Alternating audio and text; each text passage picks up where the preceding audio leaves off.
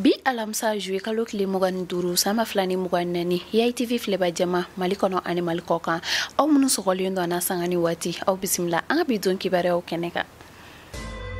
kunnafoni daminɛ na Kayi dugu kɔnɔ Mali minisiri min ka baara bɛnnen do jamanaden minnu sigiyɔrɔ bɛnnen do kɔkanna ma olu ka ko ɲɛnɛbɔli ma Musa Atayer bisimilala Kayi dugu kɔnɔ kunu araba juwe kalo kile mugan nani sanba filani mugan nani walasa ka sen do lajɛ min kan ka kɛ Kayi dugu kɔnɔ tunga kunganko kan k'a daminɛ juwe kalo kile mugan duru fo ka taa se juwe kalo kile mugan wolonwula ma sanba filani mugan nani na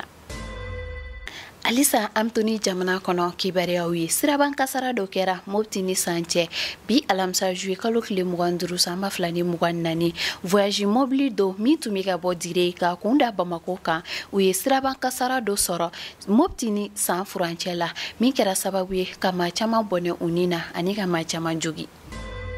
Amtani jamana ko kanko kibareyaw ye bande Gaza Palestine ma 30 bɔnɛna u ni na Israel kɛlɛkɛcɛw ka binkani do senfɛ mun bɛ do fara maa fagalenw da kan ka kɛ ni maa ba 39 ani 175 la kabini kɛlɛ in daminɛna octobre kalo tile 7 nin kunnafoniya in bɔra Palestine ka minisiri min ka baara ɲɛsinen do kɛnɛya ko ɲɛnɛbɔli ma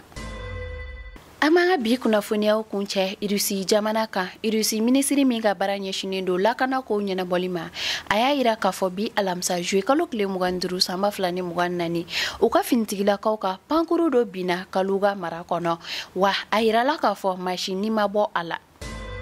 nin kunnafoni damadɔ ne bɛ dansigi kɛ an ka bi don kibareyaw la aw ni ce aw ka ɲɛmadaliw la aw k'an bɛn diɲɛ waati wɛrɛ